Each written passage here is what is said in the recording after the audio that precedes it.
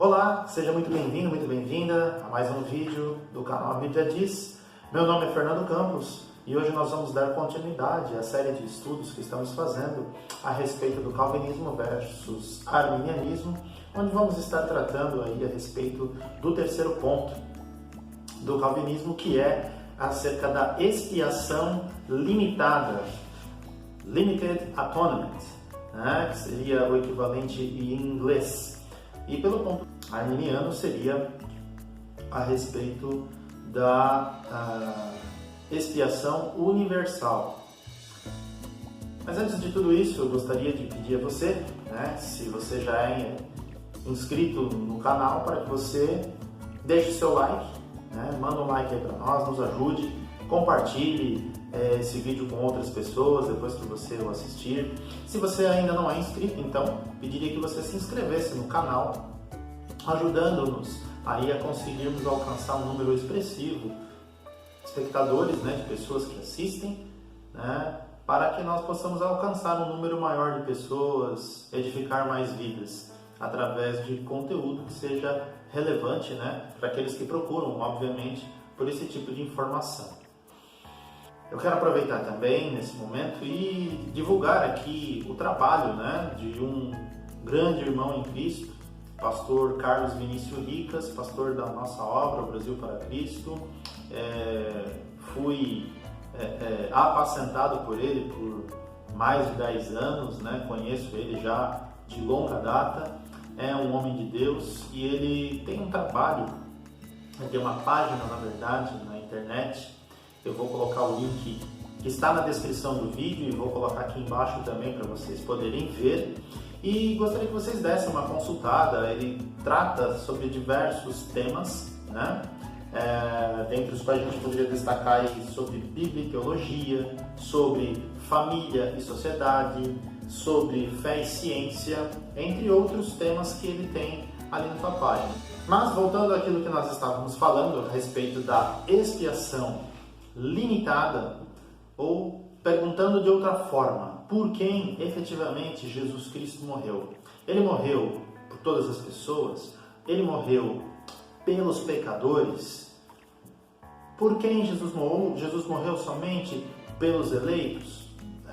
Vamos tentar aqui, através desse vídeo, dar uma investigada nessa questão e passar essas informações para vocês, ok? Basicamente, falando a respeito da expiação limitada, basicamente ela consiste no conceito de que Jesus morreu na cruz apenas pelos seus eleitos. Em outras palavras, nenhuma gota do sangue de Jesus foi desperdiçada, ou seja, todos aqueles que Jesus morreu para resgatar e trazer para si, ele levou a cabo com sucesso essa missão. Se nós vejamos aqui alguns detalhes a respeito da morte de Cristo por esse ponto de vista, com base aí no que a Bíblia diz efetivamente, onde nós vamos ver a seguinte questão: a morte de Cristo foi uma morte substitutiva, e também a gente pode utilizar o termo ou a expressão vicária ou substitutiva, seriam sinônimos, ok? É uma morte que foi em nosso lugar, Jesus pagou o preço, para que nós pudéssemos ser redimidos, ou para alcançar para nós a redenção, que significa resgate. Redenção significa resgate, no sentido de resgate de escravos, exatamente no contexto em que eu vou ler a passagem de Romanos capítulo 3, versos 23 a 26, que aí vai ficar mais claro para você conseguir entender. A morte de Cristo também foi propiciatória. O que quer dizer isso? A morte de Cristo como sacrifício para aplacar a ira ou satisfazer a justiça de Deus. A justiça de Deus, por conta dos nossos pecados, demandava que o pecado fosse punido. Então, para que o pecado não seja punido nas pessoas ou naqueles pelos quais Cristo morreu, então Jesus Cristo mesmo se ofereceu como sacrifício em lugar dos seus eleitos, ou seja, daqueles que viriam a crer na palavra de Deus. Esse aqui é o ponto interessante. Não é simplesmente, ele é eleito, então ele já está salvo, não precisa fazer nada. Não, existe todo um processo aí que nós vamos ver um pouquinho mais para frente. E o terceiro ponto é que a morte de Cristo foi uma morte que nos justificou, né? No sentido penal, no sentido forense, né? No sentido jurídico. A morte de Cristo nos justificou. Em outras palavras, como diz lá em Isaías 53, né? Versos de 5 a 6, lá que o castigo que nos traz a paz, né? Estava sobre ele, pelas suas pisaduras nós somos sarados. Ou seja, Jesus ele levou sobre si, né? Os nossos pecados, as nossas iniquidades. Ou seja, o castigo pelo pecado Jesus levou e pagou na cruz do Calvário, para que nós pudéssemos, em lugar de recebermos a ira de Deus, de recebermos o castigo pelos nossos próprios pecados, e não só o pecado original, o pecado de Adão, como abordamos anteriormente em outros vídeos, mas o ponto é, Jesus então, ele morre na cruz oferecendo-se a si mesmo em nosso lugar, e nós recebemos então a imputação da justiça. Imputação quer dizer o seguinte: nós, ao invés de recebermos a condenação pelos nossos pecados, mediante a fé em Cristo, somos absolvidos, somos declarados limpos, justos dos nossos pecados. Por quê? Porque os nossos pecados foram todos eles castigados em Cristo Jesus através da sua morte. Então, nós temos algumas passagens bíblicas, né? E o detalhe é que, por essa visão, né, essa justiça ela é aplicada somente aos eleitos. Em outras palavras, ela é aplicada somente àqueles que creem, né? Vamos ler algumas passagens bíblicas. Nós temos aí Romanos, que é de onde eu tirei essas conclusões, Romanos 3, 23 em diante, diz o seguinte: pois todos pecaram, carecem da glória de Deus, sendo justificados gratuitamente por sua graça, mediante a redenção que há em Cristo Jesus. Então a primeira palavra aí, redenção que há em Cristo Jesus. Verso 25, a quem Deus propôs no seu sangue como propiciação, aí é outra palavra que salta aos nossos olhos aí, mediante a fé, para manifestar a sua justiça, por ter Deus, na sua tolerância, deixado impunes os pecados anteriormente cometidos. E o verso 26, tendo em vista a manifestação da sua justiça, justiça de Deus, no tempo presente, para Ele mesmo ser o justo e o justificador daquele que tem fé em Jesus. Então, a justiça de Deus, ela é aplicada, ou a justiça que Cristo conquistou na cruz, ela é aplicada àquele que crê, né? Que na visão calvinista são os eleitos, né? São aqueles que efetivamente creem. Certo? Tem a passagem de Hebreus, capítulo 10.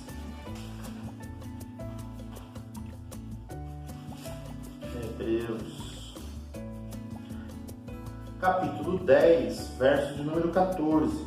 Porque com uma única oferta aperfeiçoou para sempre quantos estão sendo santificados.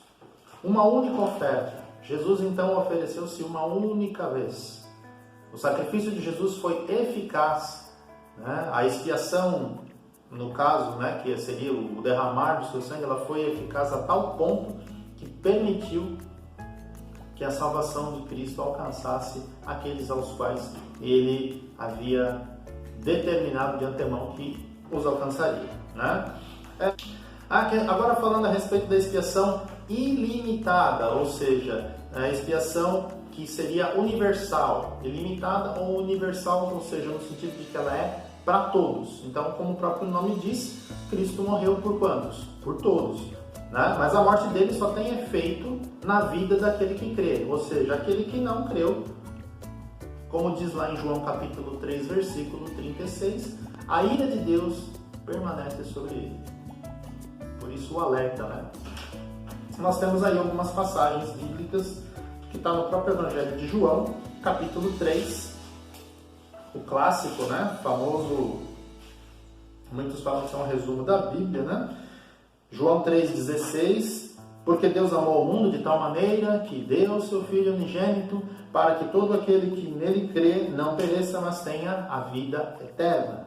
Porquanto Deus enviou o seu Filho ao mundo não para que julgasse o mundo, mas para que o mundo fosse salvo por ele. E se nós lermos as Escrituras, nós vemos que o propósito de Deus, através de Cristo, sempre foi agregar outras ovelhas que não são deste aprisco, ou, se você preferir, na própria Bíblia diz, pessoas, lá em Apocalipse, pessoas de toda tribo, raça, língua e nação, pessoas de todos os estratos sociais, ou seja, não somente os pobres, não somente os humildes, mas também aqueles que são doutores, advogados, médicos, engenheiros, aqueles que são bandidos, aqueles que são pessoas que são de, vamos dizer assim, abre aspas, pessoas de boa índole, bem vistas pela sociedade. Então, não há distinção no conceito, a que tipo de pessoa pode se achegar a Cristo. Todas as pessoas podem. O convite de Deus é um convite geral, para todas as pessoas. A pregação da palavra é uma condição necessária para que para que o eleito venha, ou para que aquele que tem que crer, mesmo do ponto de vista arminiano, também possa crer. Então é necessário que haja a pregação da palavra, ok? Isso é muito importante, tem que ficar claro aqui para vocês. 1 João, capítulo 2, verso 2 diz que "E ele é a propiciação pelos nossos pecados, e não somente pelos nossos próprios, mas ainda pelos do mundo inteiro." Então, aqui o conceito, o que aqui João se referia, mundo, todas as pessoas? Provavelmente uma leitura normal aqui vai dizer que não, são todas as pessoas de todos os tempos, do mundo inteiro. Romanos capítulo 5,